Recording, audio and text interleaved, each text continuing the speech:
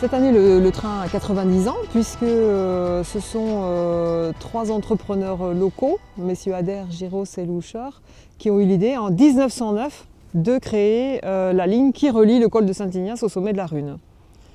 Donc à partir de là, ils ont préparé un projet qui a été présenté en fait au conseil municipal de Saint-Jean-de-Luz et d'Asquin et qui a été approuvé. Et donc en 1912, le décret d'utilité publique a été publié. Le département des Basses-Pyrénées a accordé donc cette construction et cette exploitation donc, à ses créateurs, mais attention à leurs frais, risques et périls. Donc là, très vite est partie la construction du chemin de fer, puisque dès 1912 commencent les travaux. Alors après, c'est vrai qu'il y a eu la Première Guerre mondiale, donc de 14-18, les travaux ont été interrompus. Et puis on reprend les travaux dès 1919 pour en fait arriver à la construction déjà du premier tronçon jusqu'au plateau des Trois Fontaines le 25 avril 1924.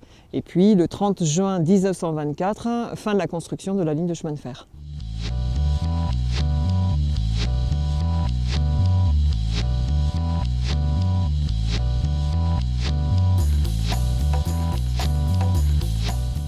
Le train a été construit à but touristique, hein, donc c'est vrai qu'il n'y avait pas toutes les bentes et ni l'antenne TDF qu'on voit aujourd'hui. Donc en premier lieu, il y a eu un petit café que l'on appelait le café Cap du Puy. Et donc c'était tenu par 2 sœurs qui montaient à pied avant l'arrivée des touristes et qui ouvraient en fait le café Cap du Puy avant l'arrivée des touristes pour que tout soit prêt. Donc elles montaient avec leur âne et puis voilà, elles avaient quand même de la volonté hein, pour pouvoir accueillir tous les jours. Donc ça c'était la première construction. Et puis ensuite il y a eu en 1927 aussi l'hôtel Imperator donc, qui était présent donc, à peu près à l'emplacement du bâtiment TDF hein, que l'on voit juste derrière nous. Et donc cet hôtel Imperator, bon, lui il aura été mis en place jusqu'en 1937 puisqu'après 1937 l'hôtel ferme, l'exploitation est plus assez importante donc les bénéfices sont plus importants donc il décide de fermer.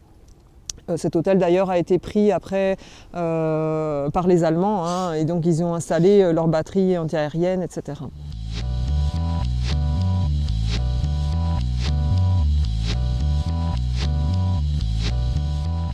Les bentas, eh bien, elles ont été construites dans les années 50 à peu près.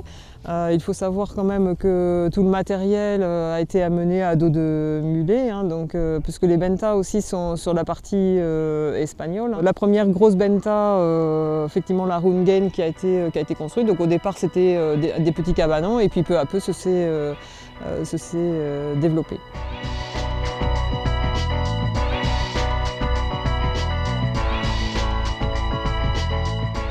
Pourquoi le choix d'un train à crémaillère? Tout simplement, c'est la configuration du site qui a amené à choisir cette technicité, puisque un train classique ne pourrait pas monter des pentes aussi importantes. Un train classique prévoit de monter des pentes jusqu'à 4-6%. Là, nous sommes sur des pentes jusqu'à 27%. Donc, on est obligé d'utiliser le système de crémaillère.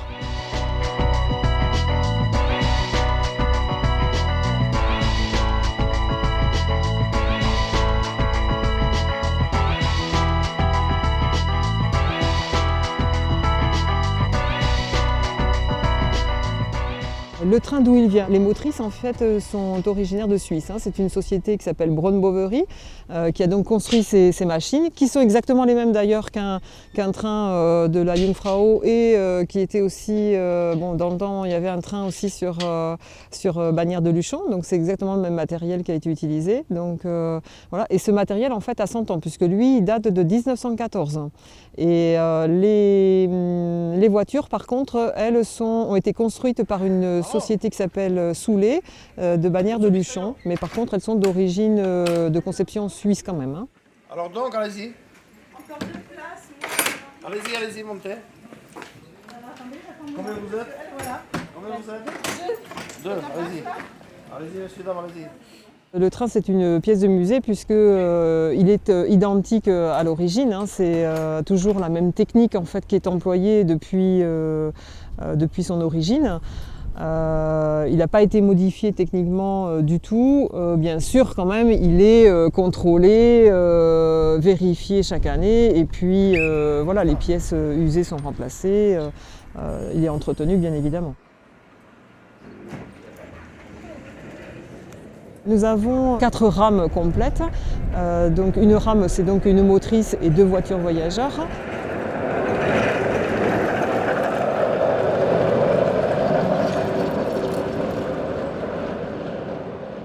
Alors on transporte selon les années entre à peu près une moyenne de 330 000 personnes par an.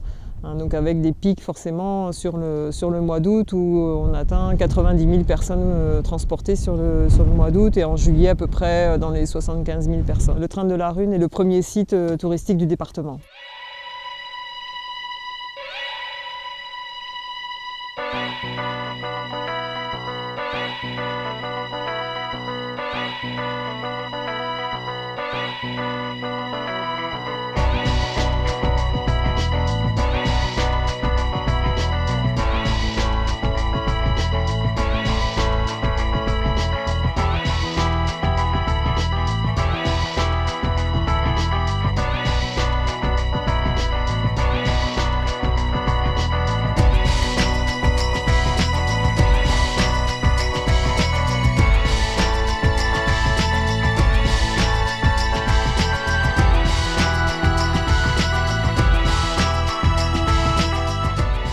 Le petit train a 90 ans cette année, donc effectivement le Conseil général et l'EPSA ont mis en place une programmation exceptionnelle cette année qui s'appelle Panoramica, avec donc des installations d'œuvres d'art sur le massif.